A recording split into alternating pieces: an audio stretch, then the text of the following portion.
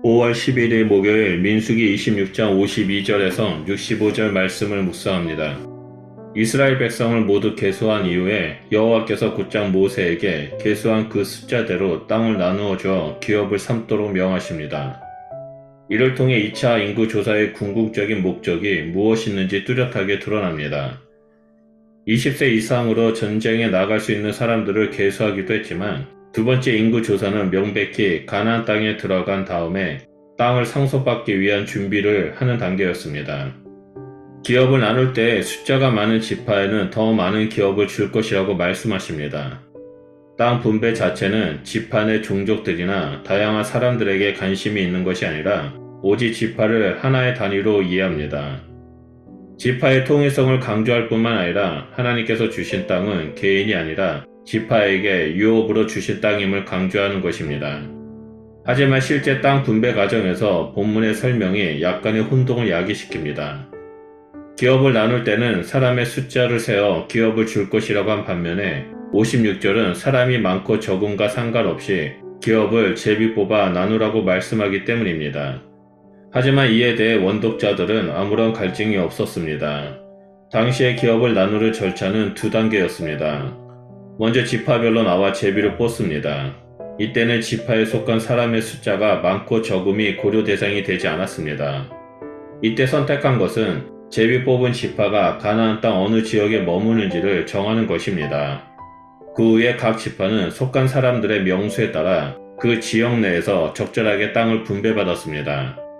첫 번째 인구조사 때와 마찬가지로 두 번째에서도 레위인을 위한 인구조사는 12지파들의 인구조사와 다르게 진행되었습니다. 레위인들의 인구조사는 첫 번째는 성막을 섬길 사람을 계수하는 데 목적을 두었지만 2차에서는 레위인들이 차지하게 될 48개 성읍을 분배하기 위해 숫자를 파악하는 데 목적을 두었습니다. 여기서 몇 가지 주목할 점이 있습니다. 먼저 3장에서 소개하는 것과 달리 시므이, 이스알, 우시엘 종족이 두 번째 조사에는 빠져있는 것과 여성들의 이름이 나온다는 점입니다.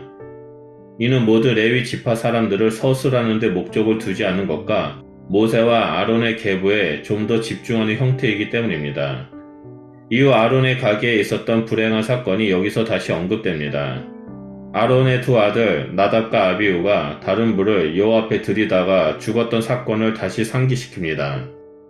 이 사건을 다시 언급한 것은 첫째, 제사장은 하나님께서 명하신 규례에 따라 성막에서 봉사해야 함을 다시 한번 강조하는 것이고, 둘째, 나답과 아비후의 죽음을 언급하므로 이후 제사장의 계보가 엘르아살과 이다말 가문을 통해 이어지는 이유를 알려주는 것입니다.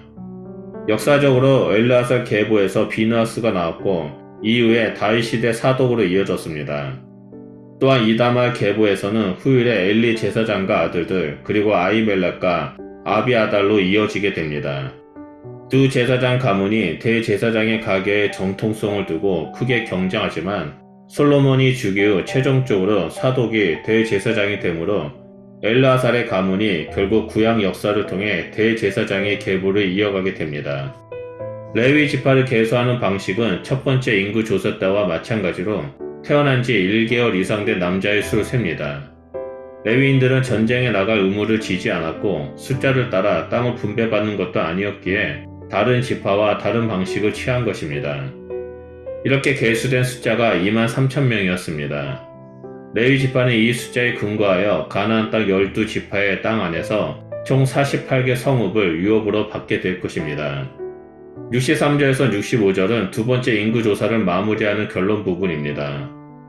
먼저 강조하는 사실은 첫 번째 인구조사에 들었던 사람들은 한 사람도 빠짐없이 강야에서 죽었고 두 번째 인구조사에서 들지 못했다는 점입니다. 오직 두 사람은 예외였는데 여분네 아들 갈렙과 눈의 아들 여호수아입니다. 1차 때는 모세와 대제사장 아론의 계수를 맡았지만 아론의 죽음으로 그의 아들 엘르아살이 대신 모세와 함께 계수하는 일을 맡았습니다. 두 번째로 강조하는 것은 인구조사가 이루어진 곳이 여리고 맞은편 요단가 모압 평지라는 점입니다. 모압 평지는 이스라엘이 마지막으로 발람과 모압의 여인의 깸에 빠져 우상 숭배를 했던 장소였고 하나님의 심판으로 24,000명이 죽음을 맞이한 슬픔의 장소입니다. 또한 이스라엘 백성이 정복해야 할 첫 번째 가나안 도시인 여리고성이 가까이 있는 곳임을 알림으로 이스라엘이 땅을 차지하게 될 일이 임박했음을 알립니다. 이는 하나님께서 약속하신 그 약속이 성취되고 하나님의 신실하심이 확증되는 순간입니다. 여호수아와 갈렙의 생존 소식은 광야 생활 중에서 지속적으로 불평불만, 반역 등으로 인해 이스라엘 백성이 심판을 받고 죽음에 처해지는 역사가 계속되었다 할지라도 하나님의 약속을 붙잡고 믿음으로 동행하는 사람은 하나님께서 인정하시고 약속의 땅으로 이끄신다는 사실을 강조합니다. 하나님께서 불순종했던 옛 세대는 온전히 심판받았으나 약속을 붙들었던 여호수아와 갈렙 그리고 새로운 세대를 향해 소망 가득한 미래를 기대하게 만듭니다. 오늘 본문 말씀에서 하나님의 약속을 붙잡고 끝까지 믿음을 지킨 갈렙과 여호수아에 대한 하나님의 신실하심을 볼 수 있습니다. 모두가 하나님의 약속을 잊은 채 불순종할 때에도 이 두 사람만은 하나님만을 믿고 의지하며 동행했습니다.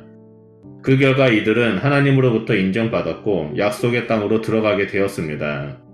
우리 역시 이 땅에서 살아갈 때 하나님의 약속, 말씀을 붙잡고 믿음으로 걸어가는 것이 매우 중요하다는 사실을 배우게 됩니다.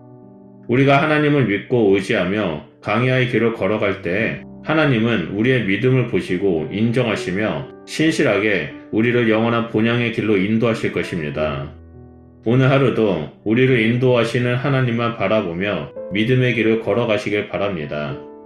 왕이신 하나님은 우리의 삶을 책임져 주시고 인도해 주실 것입니다. 기도하겠습니다.